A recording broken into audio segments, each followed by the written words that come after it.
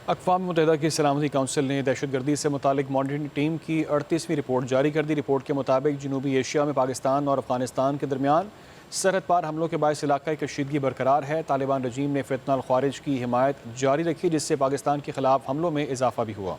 मुतअद्दिद दहशतगर्द ग्रोह अफगानिस्तान में सरगर्म हैं, जो हमसाया ममालिक और वस्ती एशिया के लिए मुस्तकिल खतरा है। रिपोर्ट में कहा गया है कि फितना ख्वारिज ने पाकिस्तान में हमलों में मजीद इजाफा कर दिया।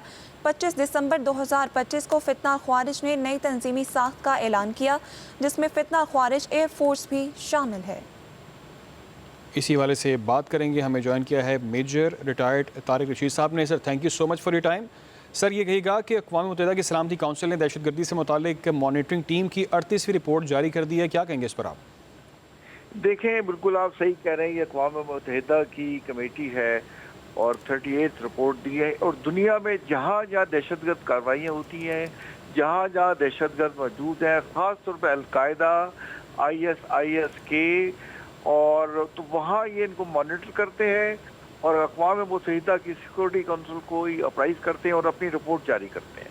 अब देखें, इस रिपोर्ट में बड़ी क्लैरिटी से बताया गया है कि अफ़गानिस्तान में दहशतगर्दी की तमाम तंजीमें, अलकायदा, ISIS, फितना उल हिंदुस्तान, फितना उल ख्वारिज, ETIM और IMU तमाम वहाँ मौजूद हैं।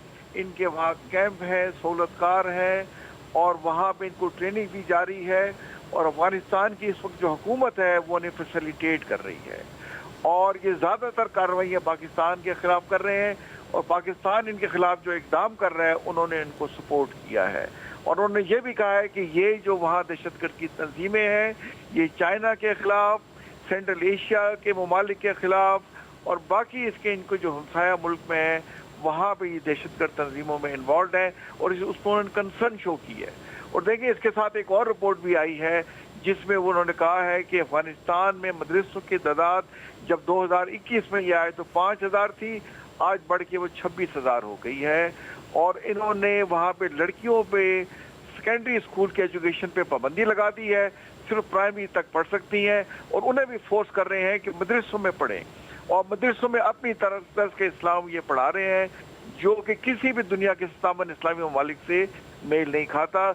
इस पर उन्होंने कंसर्न शो की है। हमें ये अब चाहिए कि इस रिपोर्ट को बेस बना के अफगानिस्तान के खिलाफ जो है पाबंदियाँ लगाएं। इनके लीडर्स पे सफरी पाबंदियाँ होनी चाहिए और इन्हें 2 से 3 बिलियन डॉलर जो इस रिपोर्ट में बताया कि अभी भी मिल रहे हैं कि तमाम रिपोर्ट्स के बावजूद दुनिया के मुख्तलिफ ममालिक, ख़ास तौर पे कोई बाज़ मगरबी ममालिक जो है इन्हें सपोर्ट कर रहे हैं।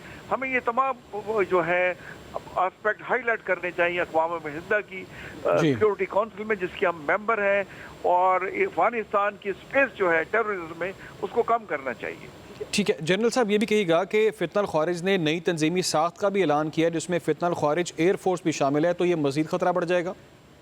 देखिए, ना सिर्फ इसमें एयरफोर्स का जिक्र किया गया है बल्कि आर्टिफिशियल इंटेलिजेंस का जिक्र किया गया है और उसमें लेटेस्ट टेक्नोलॉजी उसमें किया गया है कि डिजिटल प्लेटफॉर्म ये इस्तेमाल कर रहे हैं, सोशल मीडिया में लोगों की जहन साजी कर रहे हैं। तो इन तमाम चीज़ों पे उन्होंने कंसर्न शो किया है और हमें ख़ास तौर पे इसका नोटिस लेना चाहिए और इनसे डायरेक्ट बात भी करें, रीजनल ममालिक के तहत भी बात करें, SCO के फोरम में भी लेके जाएं और अक़वाम मुत्तहिदा को भी बावर कराएं कि ये आप इमदाद किस बेस पे इनको दे रहे हैं। एक तरफ आप कंसर्न शो कर रहे हैं, दूसरी तरफ से आप इनको इमदाद दे रहे हैं। और पाकिस्तान, देखिए, पाकिस्तान की सालमियत को और जहाँ तक पाकिस्तान की ताकत है, अगर हम अपने अजली दुश्मन हिंदुस्तान को चंद दिनों में इबरतनाक शिकस्त दे सकते हैं, हम सिर्फ रेस्ट्रेंट शो कर रहे हैं। हम उनके खिलाफ वो वेपन इस्तेमाल नहीं कर रहे जो हम इंडिया के खिलाफ करते हैं। अगर हमने वो वेपन अफगानिस्तान के खिलाफ भी इस्तेमाल करना शुरू कर दिए तो हम इनके चंद दिनों में सफाया कर सकते हैं। ठीक, हमारे साथ major general retired Tariq Rashid साहब मौजूद है। Thank you so much for your time sir.